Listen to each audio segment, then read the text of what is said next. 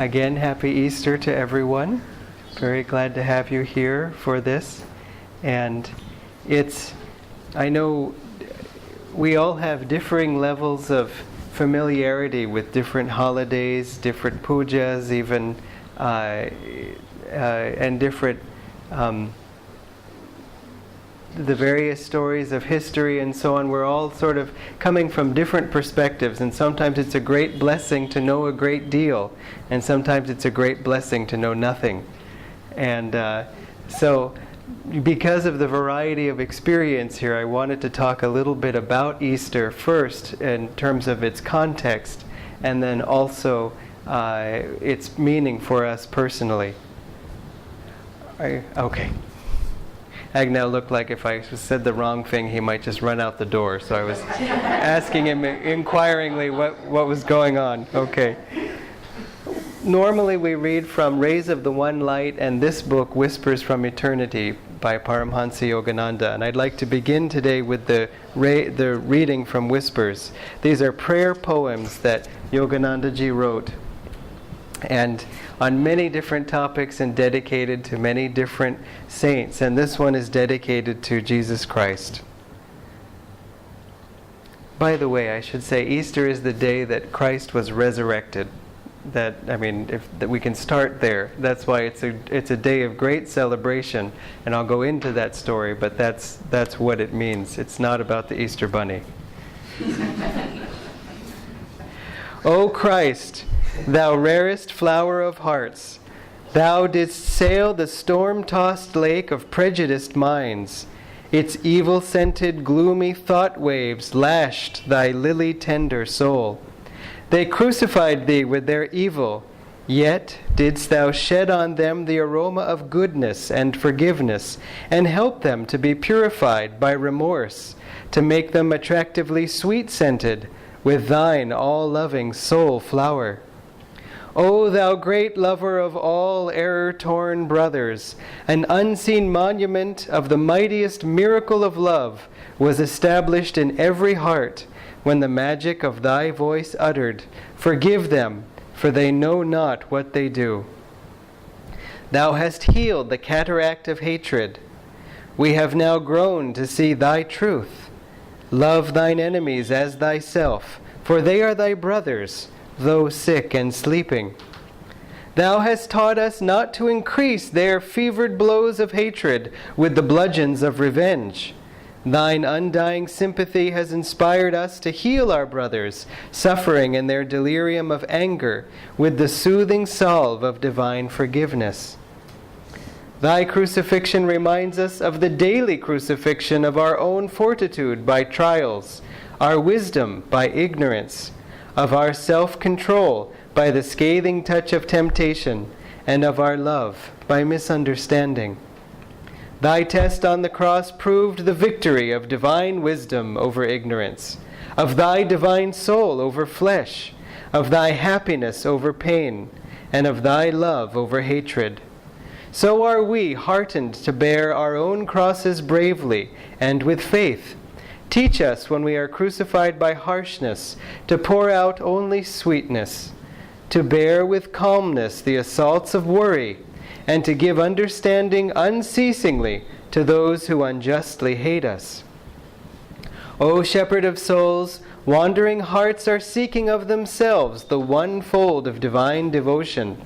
We have heard the ever-calling music of thy infinite kindness. Our one desire is to find our home in thee, to receive the Cosmic Father with the joyous open eyes of wisdom, and to know that all of us are sons of our own one God. Teach us to conquer the Satan of dividing selfishness, which prevents the gathering of all our brother souls into the one fold of spirit, calling to one another by the watchword, "Love him who loves you, and love all who love you not." Let us rally beneath the canopy of the universal oneness of the Christ. Amen.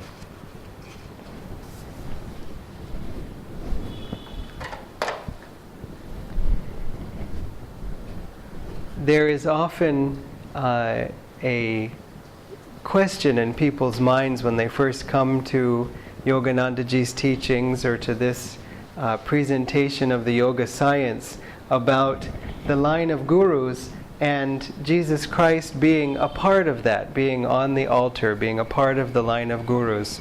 Swami Kriyananda, when he read Autobiography of a Yogi and then came to meet Yoganandaji, he saw the altar when he arrived and saw Christ in the middle, and he asked one of his brother disciples, who had become his brother disciple about 10 minutes ago, in the sense that it was one of his first questions, Swamiji's first questions after joining.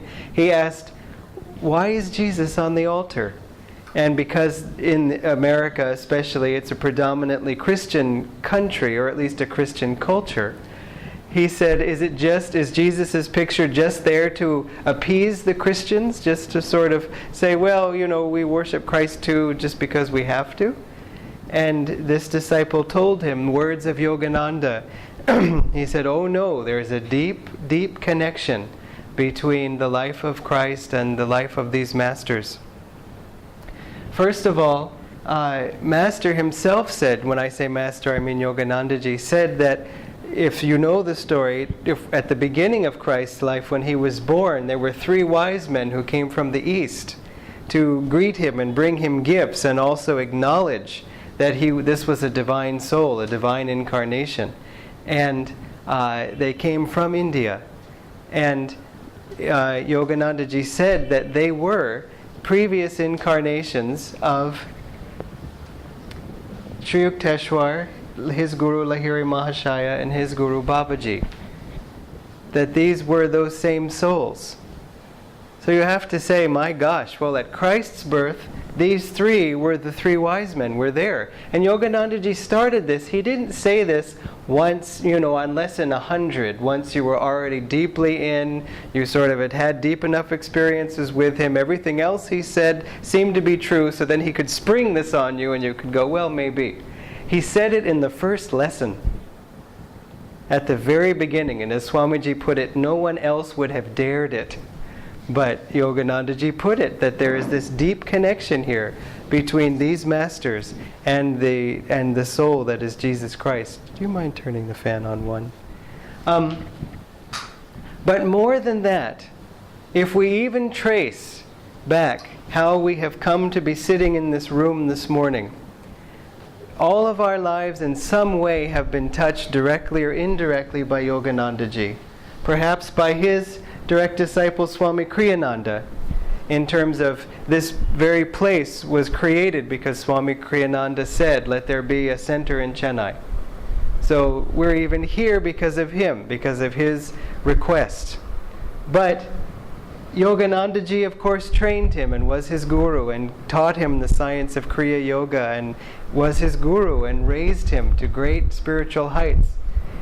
And they met in America. Yoganandaji came to America because his guru, Swami Sri Yukteswar, said, go, all doors are open, bring this sacred science of yoga to the West. And Sri Yukteswarji had been trained by Lahiri Mahashaya, who in many ways created the basis of all the teachings, or expressed these teachings in the way that we express. If you know of Yoganandaji's interpretations of the Bhagavad Gita as the inner battle inside of us, that was shared with him through Sri Yukteswarji, also through, but it's based in the teachings of Lahiri Mahashaya, which means to say it's based in truth, but he expressed it in that way. But even Lahiri Mahashaya's Guru Babaji really in a way started this whole thing. He met Sri Yukteswar at a Kumbh Mela and said, I will send you someone for training to send to the West. Why? Because Sri Yukteswar was at the Kumbh Mela looking at some sadhus who, let's say, were less sadhu-like than other sadhus. And he was thinking, how much more pleasing to God than this sort of lackluster devotion that he was feeling critical of.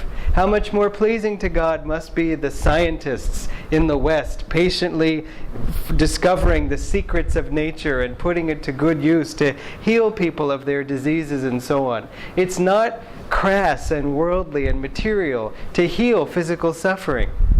And if you don't believe me, just try meditating when you have a headache. or a cold or an illness. I mean, the body needs to be well in order for us to offer up its energy in meditation. And so that's Master said, keep the body fit and ready for self-realization. You don't want to be fighting your body, and you don't want it to be physically drawing you back down when you're trying to raise your consciousness. Now, sometimes we have chronic illness. Sometimes we have chronic injury. We do the best we can, and then we accept it as something we have to put out energy to overcome, if only inwardly. So there is that role that comes. But generally, why be unwell when you can be well? So Sri Yukteswar was thinking this, and Babaji said, I was observing your thoughts, basically comparing East and West and having affection for the West in that way. And he said, I will send you someone. And so Babaji sent someone, Yoganandaji. Babaji told Yoganandaji directly, you were the one who I sent to Yukteswarji for training. A subtle fact is that Yoganandaji said in a past life he was Arjuna, and Babaji said in a past life he was Krishna. And so really Babaji is the guru of Master, but Sri Yukteswar played the role of his guru in this life. And the story, especially for Westerners, is complicated enough, keeping track of 5 gurus and then having, well, but he's actually his guru, but then this other. But that's the way the story goes. The life of Christ is just as complicated. And so Babaji told Yoganandaji, you're the one, go to the West. And he might have added, and train a disciple, Swami Kriyananda, and make sure before he goes there's a center in Chennai. You see, it all came from Babaji. He said, go to the West. Bring these teachings. And of course he wasn't saying go to the West and don't tell anyone in India. He was saying go to the West because having it spread from there, then it will go all around the world. And we saw, especially in the corporate workshops we taught in India, in Mumbai, that when we came in saying, you know, people in America are doing this, some of them, they're doing it in America? Yeah, in corporations they're doing yoga meditation. Okay. What is this yoga and meditation? Just like, you know. How many of you have read Autobiography of a Yogi, we would ask? Who? What? No, often no one. And so it was coming from there with a new credibility, because as there was an eagerness to adopt Western efficiency, there was, well, if they like this too, then let's take that too. But it's really just from India, which is to say, it's from truth. On the one hand, India has a hold on truth. But on the other hand, India has preserved truth. Because, for one thing, India has been preserved itself as a country. She hasn't been destroyed. Like, I mean, you think of Babylon, Egypt, Mesopotamia, all these ancient civilizations that we've heard of. And they were, you know, buying and selling from India. India has just uninterruptedly gone on. And that's not coincidence. Swamiji has said, Master has said, it's because of India's great love for God. But on the other hand, we have to remember that we have no hold on India. We are Indians this time. And if we were born in the last life in Czechoslovakia, probably we were Indians too then. But Indians means a devotee of God. And you can be a devotee of God anywhere, any nation, any culture. And in fact, Master said many Indian souls, which I think means given a choice, they go to India, and then given not a choice, they go to America. No, I'm kidding. But he said many Indian souls are being born in the West, and many Western souls are being born in the East, which is to say, many spiritually minded seekers are being born in America and in the West generally. And many sort of efficiently minded souls are being born in India. And it's the best of both worlds. Because when you have that spiritual seeking and then you're born in America, you can help to show the culture there is a way to find God. Americans are very spiritual. It's not that Indian souls are going, or spiritual souls are going to awaken spirituality. America was founded because its people wanted freedom to worship God in any way they wanted. That was the purpose of its creation. It's a very spiritual country. But how to get to God quickly? That's, of course, always an American question. How to do it better, how to do it faster, and so on. There's a joke about there was an essay on how about elephants, and these different people were assigned the essay. So the Englishman wrote on the aristocratic character of the elephant, and I won't go into all of them. I mean, the German wrote about the use of elephants in war and so on, and the American wrote on how to build bigger and better elephants. And so it's that way. How do we do it bigger and better and faster? And so this yoga is the biggest shortcut. And so it's adopted readily. It suits the American temperament very easily. Something you can do, something you can try and find out if it works. Not something you have to accept on faith, and something that will take you there faster. And it's all true, but it's India's gift to the world. Master Swamiji said, India is the guru of the world.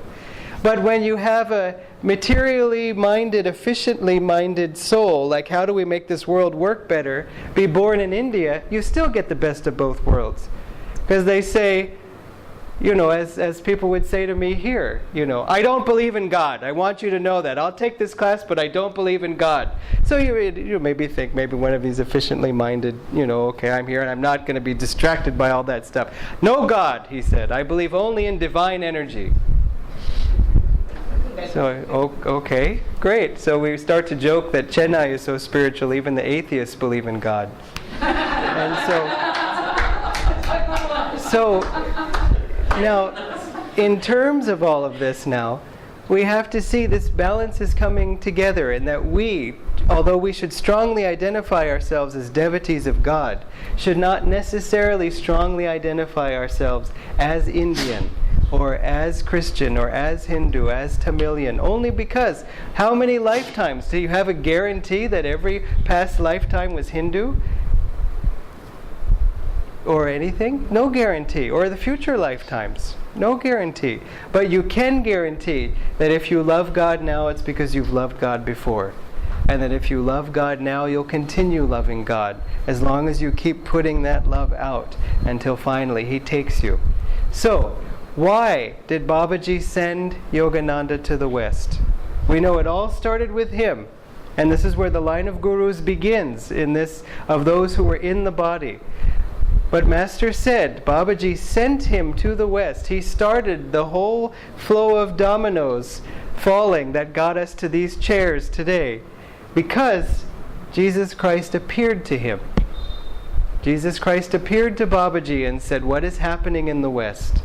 They do good works, but they've lost sight of inner communion, of the meditative science, of offering themselves inwardly, personally to God. Let us together send someone to bring this tradition, to bring this science, I should say, back to my people. And so it all started because of that conversation. Now, of course, I think this thought would have occurred to Babaji anyway. It's not that, when Christ said, the West needs help, Babaji said, Abriya, just like... It's not that he was just looking over here and he didn't know that there was all this over there. But the thing is that this is the way the drama played out. And so whenever, it's sometimes tricky, we say, because Christ is a little too famous. So if you say, I have a personal connection to him because he spoke to Babaji. He spoke to Babaji, like, I'm sorry, I think it's a little too famous. He's even more famous than Modi. He's even more famous than Obama. You can't really know him, because so many people know of him and have opinions of him, and it just seems a little too big, or a little too distant, or a little too abstract, or whatever. It's not true. We're sitting here because Christ said that to Babaji. And so we have him to thank for that. And we have them together to thank for making it so. And Master said, this world is guided by two masters, one in form, which is Babaji, and one without form, which is Christ. But then you start to say, well, if Babaji was Krishna, and then who was Christ, and the three wise men, and ... I'm not going to fill in the blanks, but maybe you can. So, in any case, I want to now get to the story of the message of Easter and what made, really, Christianity born as a new message. That Jesus Christ performed many miracles in his life. All the miracles that you have that have been performed by yogis. And Master made this point that he said, he said it in a different context now, but certainly many Indian saints have performed many of the miracles that Christ performed. And so, for example, he raised a man who had been killed. He raised him from the dead. He brought him back to life. Master did that, at least on 2 occasions that I know of. Swami Sri Yukteswar did that, as described in Autobiography of a Yogi, and so on. Lahiri Mahashai did it also. And so Babaji did it too. It's interesting, I never thought of that. Each one of them raised someone from the dead, as explained in Autobiography of a Yogi. Master's miracles he didn't write about in Autobiography, but Swamiji wrote about them. And so he walked on water. And on the one hand, we can say, what a miracle. And yet, in and of itself, it's wonderful, but it doesn't necessarily mean a whole new way of life is there. There was a man trying to convert Sadhu Haridas to Christianity, a priest, and Haridas said, well, what did your Jesus Christ do that I can't do? And so the story goes, they were on a boat in the middle of a lake, and so it was sort of an obvious thing. The priest said, well, he could walk on water. And Sadhu Haridas said, is that all? And he jumped out of the boat and ran across the water, and the boat followed him wherever he ran. An interesting footnote to that, he fell later on from the spiritual path. They weren't related, but just to say in a way he was too attached to miracles. And then he came back to the spiritual path in the same lifetime. So it all had a happy ending, as it does for all of us. But still, just performing miracles in themselves, though miraculous, isn't enough. And in fact, it can be a great temptation. It wasn't for Christ. But he came for a specific purpose. As Master said, a new dispensation, a new message. And one was that God is personal. He's not just a judge who's watching you, counting tick, tick, tick, tick, like the tax collector, and then you failed to submit form ITRC 51. Go, No, either you meet the law or you fail. That's it. Christ said God is your own Father. He has a personal interest in you. Of course he's going to forgive you. He has no choice. He's going to work with you.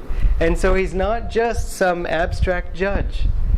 But the story that made his life so dramatic, this is now, remember, in the depths of Kali Yuga, where the only thing that seems real is matter, physical things, body.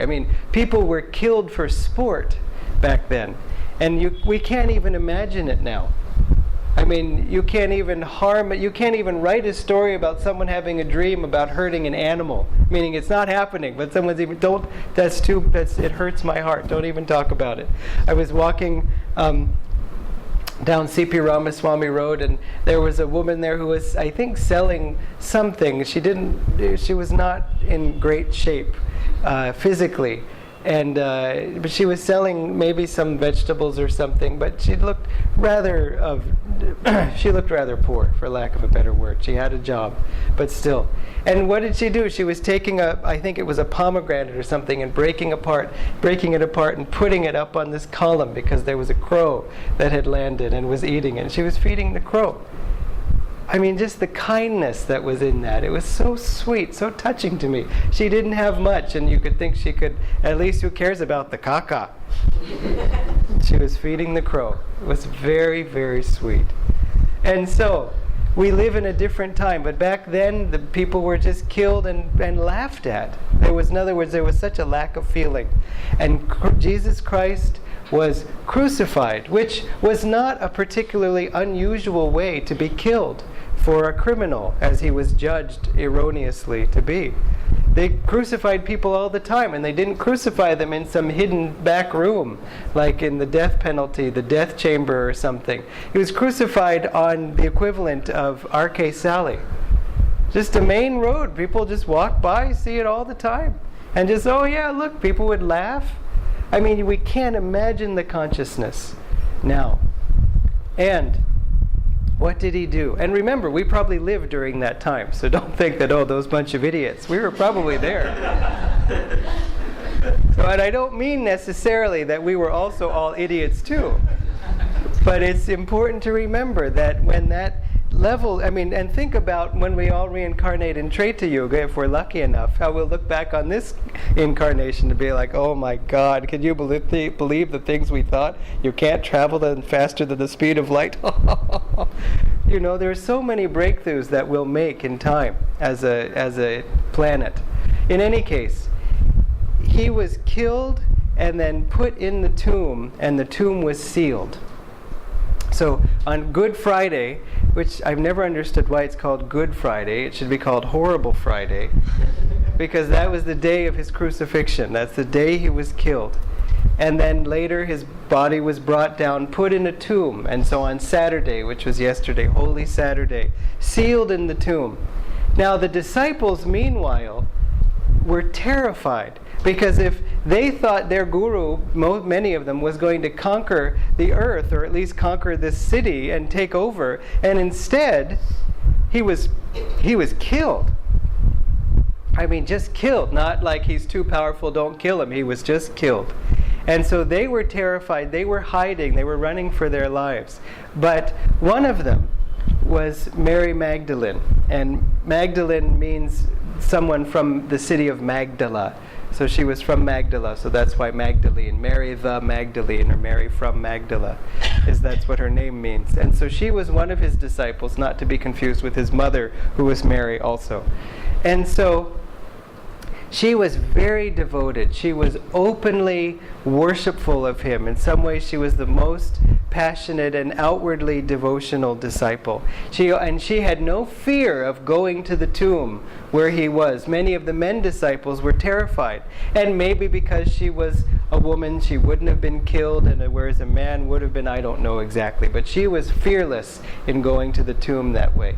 And so, to make it real for you, because it may seem like, oh, very fascinating, oh, sad, I'm sorry. Just imagine, again, as I mentioned yesterday to those of you who were here, imagine if Yoganandaji had been crucified physically, outwardly like that, and then buried in a tomb from one day to the next. My heart can't even imagine what that would feel like. Imagine if Swamiji, for those of you who have even met him, ended his life that way. We wouldn't be able to bear it. Or anyone you have great devotion to, who you consider a saint or a holy person, to just be that way. One way we can feel great sadness for the death of Gandhiji, and he was certainly martyred and killed, and it was terrible. But he wasn't condemned by the authorities in the same way, by people saying he's a criminal, he's a horrible person, everything he stood for is wrong, and I can prove it by killing him. Condemnation is a much worse thing than just simple death. And so, there he was, buried in the tomb, and that's where this reading picks up. This is from the Bible. This is from the Rays of the One Light, parallel commentaries on the Bible and Bhagavad Gita. And the meaning of Easter, as Swamiji says, is resurrection for every soul. Truth is one and eternal. Realize oneness with it and your deathless self within. The following commentary is based on the teachings of Paramhansa Yogananda. The Gospel of St. John, chapter 20. In the Gospel of St. John, we read the inspiring account of Jesus' resurrection. The first day of the week, Sunday, cometh Mary Magdalene early, when it was still dark, unto the sepulchre, which is the tomb, and seeth the stone taken away from the sepulchre. Then she runneth and cometh to Simon Peter, who was another disciple, and to the other disciple whom Jesus loved, and said unto them, They have taken away the Lord. And so just imagine, again, on a personal level, that, for example, Yoganandaji has been crucified and then buried, and we're staying outside the tomb, outside this rock, hoping to at least be near him, and then coming the next day, finding the door open and finding the body gone. And so, of course, she assumed that, even worse, they had taken his body away and hidden it or something. And so, then the same day at evening, being the first day of the week, when the doors were shut, where the disciples were assembled from fear of the Jews, came Jesus and stood in their midst, and said unto them, Peace be unto you. This is what his first words were to that group of disciples. He said, Peace be unto you. Now, we may not even understand that at this level of peace be unto you. It sort of sounds even like, isn't that from the Bible? You know what I mean? When he said peace be unto you, it wasn't from the Bible, because there was no Bible at that time. What he was saying, peace be unto you, he was saying, be in peace, be calm, relax. Because they were terrified. Their guru had just been killed, and there he was. And he was saying, be in peace, I am here. So when you hear peace be unto you, don't think, oh yeah, that's that thing that people say. No, think about what it means, how it feels. Just be in peace. It's all fine. And there's a very sweet aspect and personal aspect to that story for us here, because Mary was the first one to see him, I think. Is that right? Yeah. So, because after she was going away from the tomb and she was very upset, they've taken away his body, I can't even, try to clean it, or I can't give any kind of worship or affection to him that way, even that they've taken. So a man walked past her and said, Mary, and if I'm getting this story wrong, you tell me later. And he said, Mary, and she just looked up, distraught, and then he said, Mary? And she thought, who is this person who knows my name? And then he said, Mary. And she realized it was Jesus Christ, that he was back in physical form. Or not yet in physical form. He said, don't touch my body yet, it's not quite ready. Yeah, okay. See, I'm getting mental messages from those who know the story. Don't forget to think about the, But because of her devotion, she was able to see him first, is part of the story. I'm sure there's many reasons, but still. So she came back and told the disciples, he's risen, I have seen him. He's been resurrected. And can you imagine what they said? Sure. Yeah, right. I mean, after seeing such a horrible thing, how could God let that happen? And now you're saying he's resurrected? I mean, it's one thing to resurrect somebody else, but to resurrect yourself? How can you even do it? And so there was one disciple, Thomas, who said, he was famous for doubting, so famous that he's still called Doubting Thomas, one of Christ's disciples. And he said, not until I put my hand in his wound, in his side, that where the spear had pierced him, and will I believe that he is risen. And so when Christ appeared in the midst of them and said, peace be unto you, he said, Thomas, come, put your hand in the wound. And Thomas did, and he said, my Lord and my God. He was in some ways the most doubting, and Christ even knew how to prove it to him. I know what you're saying behind my back. Come here, put your hand right here and see that I am alive. Now it's a subtlety in that in the way yogic science works, Christ didn't have to rematerialize the same exact body. He could have materialized any kind of body. He could have materialized it healed and well. But there was a dramaticness, a drama to showing that the same body which they saw killed is just fine. This is such an aspect of devotion and victory that even deep Christian saints who have a deep connection with their guru, Christ, even have the wounds of Christ sometimes spontaneously appear on their bodies. And there have been many well-known saints who have had that experience. It's called the stigmata, which is strange because the stigma is actually something that's like a bad mark, but this is a very blessed mark. Sometimes words get changed to the opposite of their meaning, but these are signs of the Lord, as they say. So, and why do I say it's personal is because Doubting Thomas, his tomb is just down the street. That's what Santome is. That's where he came to India just after this. So I mean, when Thomas was here, walking around Mylapore, this is the same Thomas who had put his hand in the resurrected body of Christ. So think, the timelessness of Chennai. Think of the blessedness that such a sacred event, how many people that we know touched Christ's body after he was resurrected? I don't actually know of any. I'm sure they all shook hands with him or something, but I shouldn't make light of it. But the reason I make the joke is because we have to realize how much love there was between them two. They weren't all just like this. Like Krishna and Arjuna, they had great love, but they were also great friends. also. So in any case, but just to say that the one we do know who touched Christ's wounds in the most dramatic ways, when he came here, he could have told you about it.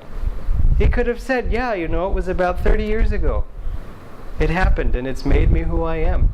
It's amazing in a way, the connection and the timelessness of everything. So let me continue. Swamiji writes, the resurrection of Jesus, doubted by many but affirmed by those who were close to him, was a miraculous event, though one not unique in history. For many great saints of other religions have appeared to their disciples after death. Sometimes their appearances have been, as that of Jesus was, in flesh and blood form, and not only in vision. Paramhansa Yogananda relates in Autobiography of a Yogi the account of his guru, Sri Yukteswar's resurrection after his earthly passing. Miracles of this type are revealed only rarely to the masses, but accounts of them, related by men and women of reputed truthfulness, have inspired many devotees with faith in the reality of subtler than material states of existence. Resurrection, Yogananda explained, means transformation, ultimately from any lower state of being to a higher one. Worldly consciousness cannot imagine such transformation, except in terms of perhaps an improvement of the present mess of pottage with an addition of a new flavoring. Pottage sort of means like garbage. Divine consciousness, however, is capable of taking the base metal of worldliness and transforming it into the spiritual gold of divine wisdom and love. In keeping with this truth, the Bhagavad Gita in the 9th chapter tells us, "Ah, ye who into this ill world are come, fleeting and false, set your faith fast on me. Fix heart and thought on me. Adore me. Bring offerings to me. Make me prostrations. Make me your supremest joy. And, undivided, unto my rest your spirits will be guided." Thus, through Holy Scripture, God has spoken to mankind. Om, Om, Om.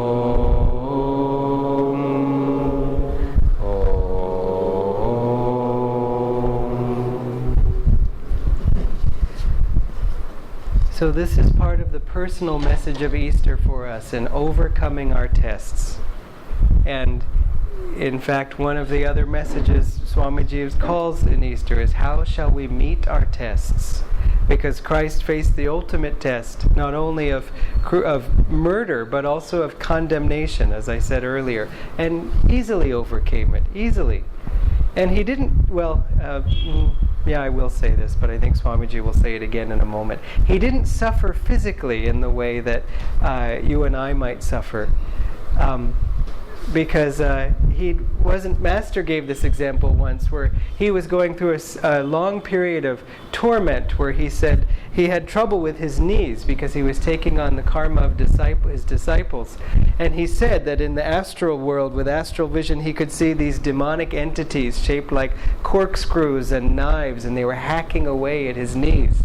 And he even said wryly, the crucifixion was only 3 hours, and this went on for months.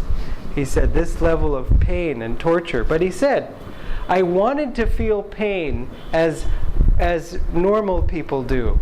So I used my willpower to bring my mind down to the body so I could experience that pain. And Swamiji points out it's just as hard for the masters to bring their minds down as it is for us to bring our minds up to their level. But he was saying in default mode he wouldn't have felt any pain at all. At another time in his life, when they were installing a wishing well, which was easily 2,000 pounds or more, it fell on Yoganandaji's foot and broke his foot. And those who were with him said he immediately winced in pain, obviously. And then he said, I'll show you something. And he said, now I'll put my mind here. And all the pain went away and he could walk easily on his foot. And then he said, and now I'll bring my mind back to the body. And immediately they could see how much pain the body was experiencing.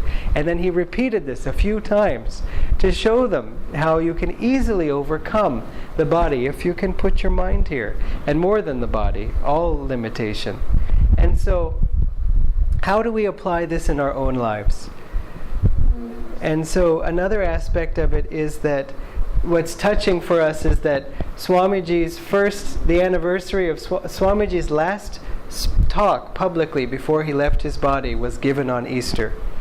So Easter is this new meaning for us because it was also Swamiji's last public talk. And also, his first Samadhi anniversary last year, believe it or not, last year, took place on Easter. And so there's this special connection for us personally. So I wanted to share with you a short message Swamiji recorded on Easter the year before, in 2012. He would often, when he was, for holidays like this, he would send a video message to people so he could celebrate with them if he couldn't be with them physically. And it's interesting, he wouldn't just send it out. Very often, someone would have to ask him, Swamiji, for the 40th year in a row or whatever it is, could you record a message to share with everyone? He would never impose. Obviously, it's Easter, you'd like to hear a few words from me, I assume. No. Sometimes he would write a letter on his own, certainly, to share with people, but sometimes he wouldn't do it unless asked. Not because he didn't care or didn't think of it, but he was always wanting to see if there was receptivity. Otherwise, he would never impose. Why? And so it was very sweet how he would sometimes say, I've been asked to send a message and so on. Sometimes I wondered if he said, well, it's almost Easter and nobody has asked me it. Send an email, ask, if he put the thought in someone's mind to then ask him. So in any case, let's watch this. All of these messages that he gave at the time of his life that were recorded just for the members of Ananda. I mean, they're of course for anybody, but just to say he's speaking directly to you.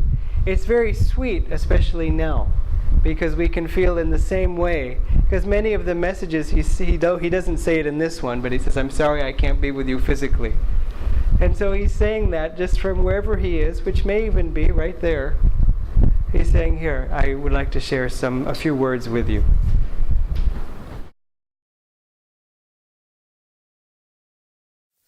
Happy Easter.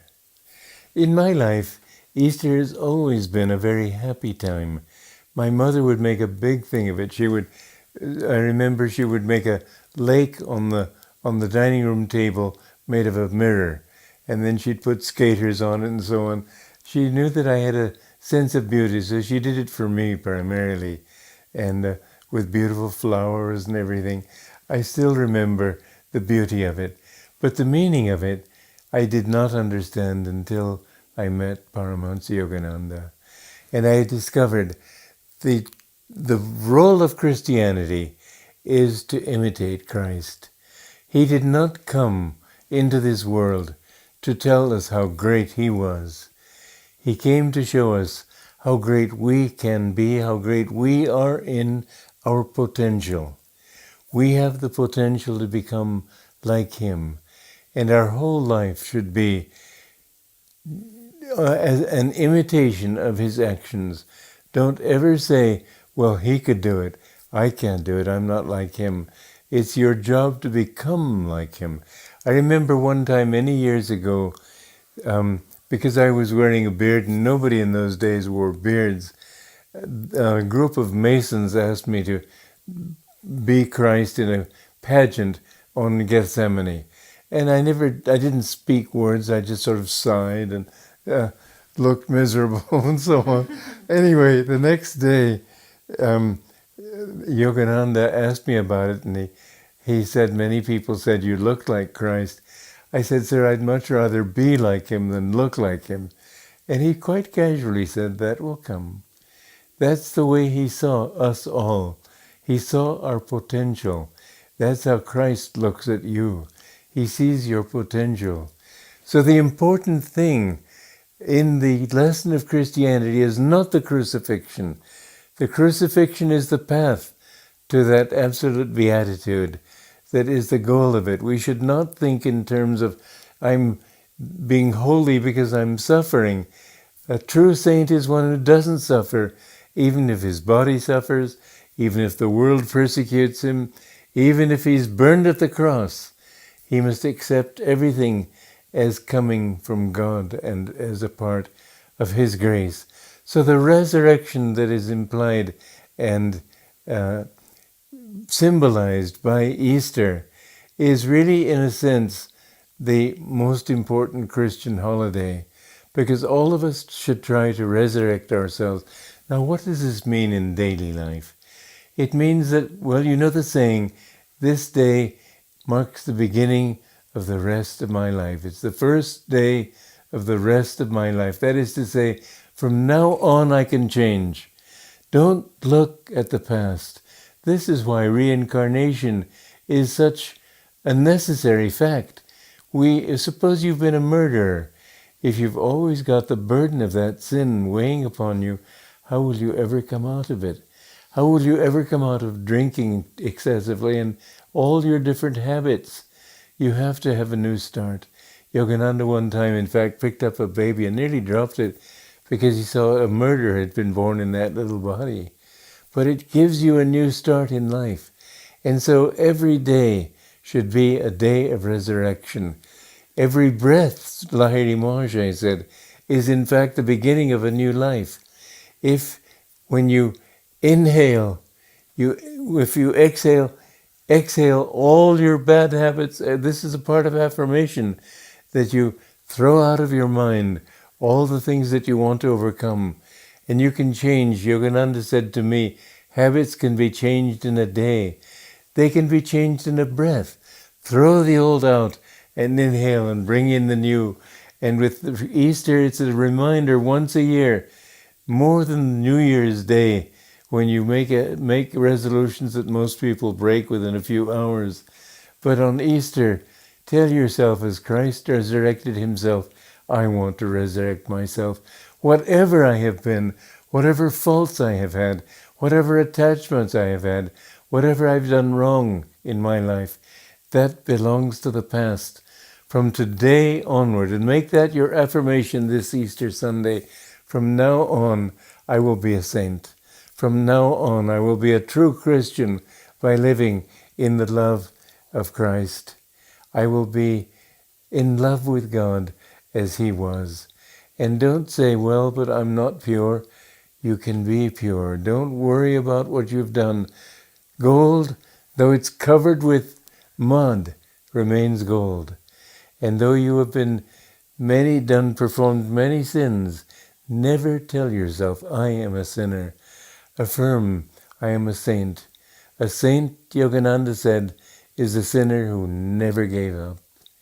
You will find that even with a breath, even with a day, with a single affirmation, if you do it with power, you can change your life, you can change the direction of your life. I had a dream some years ago in Florence, Italy. And in that dream I saw many people, worldly people, greedy people, avaricious people, mafiosi, criminal types. And I realized that all of them are seeking just one thing. They all want happiness. They don't understand how they'll find it, and so they find it on lower octaves, you might say. The highest octave of happiness is bliss. Human happiness, emotional happiness, is a lower octave. Pleasure is a lower octave still. But then even lower octaves, criminals may think by revenge, by getting even, by killing people, they will find happiness. But everybody in the world is seeking bliss, and the only thing is they don't know it yet. But they all have this. They're motivated by this basic desire. And I woke up understanding that that is the motive that I should have for loving everybody. And from then on, I have loved everybody. I looked for a piece of paper. It was a hotel room, and I couldn't usually give you note paper to write on. There was none. Finally, I found a little round doily under a glass, and I wrote these thoughts out. But they've remained firmly embedded in my mind, and I would urge you to have that same thought. Everybody is your brother and sister. Everybody. You should love everybody, because everybody really wants that single bliss. And even if they kill you, even if they persecute you, even if they try to harm you. They're just trying to get unhappiness out of their life, wrong things that they consider wrong out of their lives. What they really are looking for is bliss. Love everybody, and let this Easter be your resolution that from now on I will love everyone.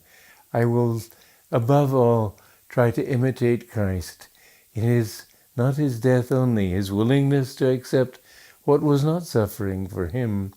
His only pain on the cross was saying, Father, forgive them. They know not what they do. He only felt suffering for human ignorance. That was his suffering. He didn't feel pain in himself. And the Easter is the final message of Christianity.